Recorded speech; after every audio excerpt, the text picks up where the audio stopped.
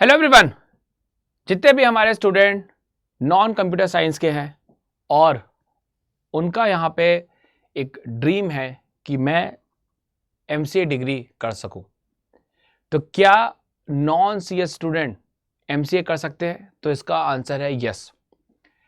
जितने भी हमारे बीए स्टूडेंट हैं, बीकॉम स्टूडेंट हैं या बीएससी स्टूडेंट हैं, वो सीयूटी-पीजी एमसीए का एग्ज़ाम दे सकते हैं और उसका एग्ज़ाम यदि वो क्लियर करते हैं तो आप सेंट्रल यूनिवर्सिटी से या हमारे जेएनयू बीएचयू दिल्ली यूनिवर्सिटी से भी आप एमसीए कर सकते हैं। तो चलिए इसी पे ही डिटेल डिस्कशन करते हैं कि कुछ यहाँ पे टर्म्स एंड कंडीशंस भी हैं, उनको भी हम यहाँ पे समझते हैं। तो शुरू करते हैं। सबसे पहले यदि हम बात करें, क्या हमारे कॉमर्स का स्टूडेंट, आर्ट का स्टूडेंट, बीएससी बैकग्राउंड का स्टूडेंट ये सोच रहा है कि भाई मुझे सीयूटी पीजी एमसीए का एग्ज़ाम देना है, तो क्या वो एलिजिबल है? तो ये ध्यान रखिएगा, ये पूरा एंटायर वीडियो मोटिवेशन के लिए नहीं है, बिल्कुल फैक्ट पे हम बात करेंगे। और क्या नॉन सीएस स्टूडेंट एलिजिबल है? तो बिल्कुल वो एलिजिबल है, लेकिन उसके कुछ क्राइटेरिया हैं, यूनिवर्सिटी लेवल पे भी कुछ क्राइटेरिया है और आपके यदि बात करें एनटीए के लेवल पे भी कुछ क्राइटेरिया, उसको हम यहाँ पे अंडरस्टैंड करते हैं। एक बड़ा मिथ ये है सबके मन में, जो नॉन सीएस के स्टूडेंट है वो ये सोचते हैं कि जिसने बीसीए किया हुआ है वो ही एमसीए कर सकता है। ऐसा नहीं है। जो एलिजिबिलिटी है वो एनटीए के हिसाब से कुछ डिसाइड की गई है और यूनिवर्सिटी लेवल पे उसमें कुछ और भी चीज़ें ऐड ऑन की गई है, उसी के बेसिस पे यहाँ पे एडमिशन्स होते हैं। तो एक बार हम उनको डिस्कस कर लेते हैं। पहली बात करें कि कुछ यूनिवर्सिटीज़ जो बीसीए, बीएससी और सीएस ही लेती है, कुछ यूनिवर्सिटी मतलब फिक्स कर देती है, बट कुछ यूनिवर्सिटी कहती है मैथ भी कंडीशन में रखती है और कुछ यूनिवर्सिटीज़ आपके सिर्फ ग्रेजुएशन को ही यहाँ पे एलिजिबिलिटी मानती है।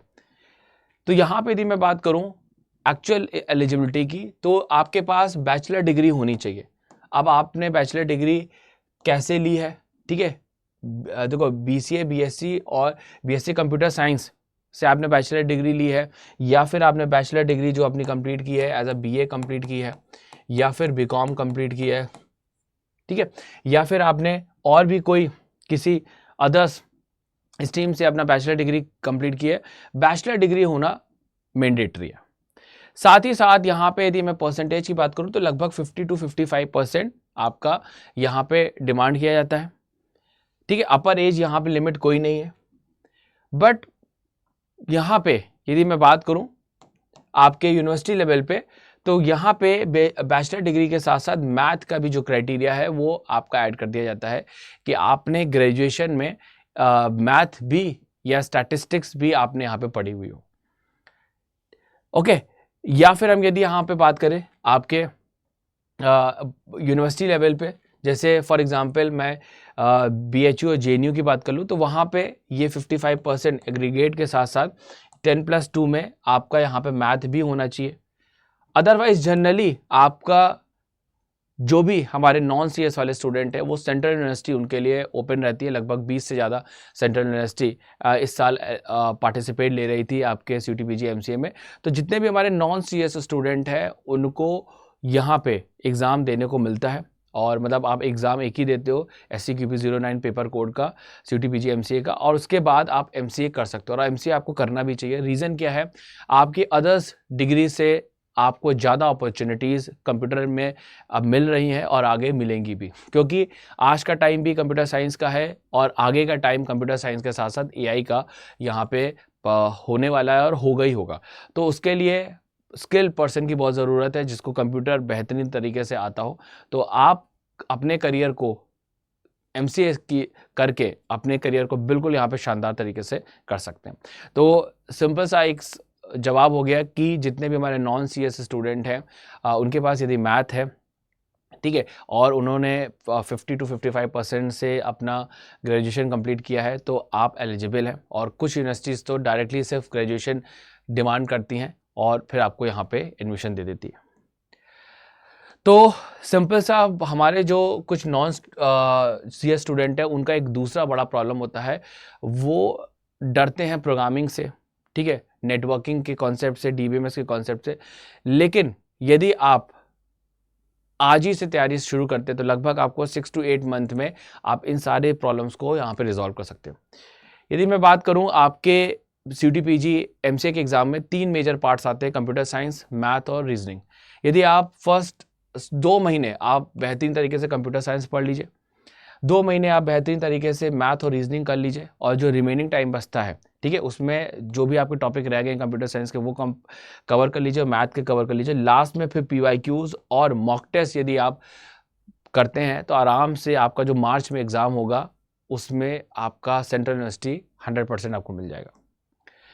तो यहाँ पे ये देखिए, थोड़ा सा मोटिवेशन वाला पॉइंट और रियलिटी वाला पॉइंट मैं बोलूँगा कि BCA स्टूडेंट को एडवांटेजेस तो ज़रूर है, बट जो BCA स्टूडेंट होते हैं वो डिसिप्लिन होकर स्टडी नहीं करते। क्यों? क्योंकि उनको पता है कि भाई मैंने 3 साल पढ़ा हुआ है, मैं आराम से एंट्रेंस एग्जाम क्लियर कर लूँगा। और जो CS स्टूडेंट होते हैं वो ज़्यादा डिसिप्लिन तरीके से पढ़ते हैं, क्योंकि उनको पता है कि भाई मैं कंप्यूटर साइंस का बैकग्राउंड का नहीं हूँ, तो मुझे मेहनत करनी होगी, तभी मुझे MCA डिग्री यहाँ पे मिलेगी। तो मैं आप सभी को यही कहूँगा, जितने भी हमारे BA के स्टूडेंट हैं, आपके BCom के स्टूडेंट हैं, या फिर आपने अदर्स कोई भी स्ट्रीम से अपना ग्रेजुएशन कंप्लीट किया हुआ है और आपका सपना है कि मैं MCA अपना PG में करूं, पोस्ट ग्रेजुएशन में करूं, और वही आपको करना चाहिए, क्योंकि अदर्स डिग्री पोस्ट ग्रेजुएशन से आपको ज़्यादा यहाँ पे अपॉर्चुनिटीज़ मिलती है। यहाँ पे आपको गवर्नमेंट जॉब मिल जाती है अलग अलग फील्ड्स में। आपको यहाँ पे यदि हम बात करें एज अ प्रोग्रामर, बड़ी बड़ी जो कंपनीज़ है PSUs में जॉब करने का मौका मिल सकता है, MNCs में जॉब करने का मौका मिल सकता है, और लाखों की सैलरी आप कमा सकते हो। तो आपको ज़रूर कंप्यूटर साइंस में अपना मास्टर ऑफ कंप्यूटर एप्लीकेशंस करना चाहिए, जिससे आप अपने करियर को और बेहतर यहाँ पे कर सकते हैं। तो यदि आप कमेंट में नॉन CS लिखते हैं तो मैं इसका कंप्लीट रोड मैप भी आपको ले आऊँगा कि किस तरीके से आपको यहाँ पे स्टडी करना चाहिए। इसके लिए एक सिंपल सा सोल्यूशन है। यदि आप मेरे शानदार तरीके के महापैक, जिसमें आपको CUT/PG MCA, NIMSET, MSCT और जितने भी ऑल ओवर इंडिया में कॉम्पिटिटिव एग्जाम होते हैं MCA से रिलेटेड यूनिवर्सिटी लेवल पे, वो सारे बैचेस यहाँ पे मिल जाएंगे। और यदि आपको सिर्फ CUT/PG MCA का ही बैच चाहिए, क्योंकि उसमें लगभग 150 यूनिवर्सिटीज़ आ जाती हैं, चाहे वो प्राइवेट हो, चाहे वो आपकी गवर्नमेंट हो, चाहे वो आपकी स्टेट लेवल पे हो, सेंट्रल यूनिवर्सिटी हो, तो उन सब की तैयारी के लिए आप क्वांटम अल्टीमेट फाउंडेशन बैच ले सकते हैं, जिसमें बेहतरीन तरीके से आपको पूरा का पूरा लगभग 125 चैप्टर्स हैं, जिसमें आपके पास 65 कंप्यूटर साइंस के हैं, लगभग 50 टॉपिक्स आपके मैथ के हैं, और यदि हम बात करें 15 के आसपास आपको यहाँ पे मिल जाएंगे आपके रीजनिंग के। तो ऑलमोस्ट 125, मतलब आप मान के चलिए कि ये चैप्टर्स आपको पढ़ने होते हैं, तो वो पूरा डिटेल में पढ़ाया जाएगा। साथ में मॉक टेस्ट भी आपको मिल जाएगा, और आप यदि चाहोगे तो आपको यहाँ पे फ्री गाइड बुक भी मिल जाएगी, वो भी आप ले सकते हैं। लेकिन आपको तैयारी बेस्ट करनी है तो आप मेरा जो कोड है वो यूज़ कर सकते हैं, MEG20, जिसमें आपको हर एक चीज़ यहाँ पे पढ़ाई जाएगी। तो ये था आज का एंटायर सेशन, और हमारे साथ जुड़िए और अपनी तैयारी को बिल्कुल परफेक्ट करिए। MEG20 कोड यूज़ करके मेरे साथ जुड़िए क्वांटम अल्टीमेट बैच में और महापैक में। Thank you everyone.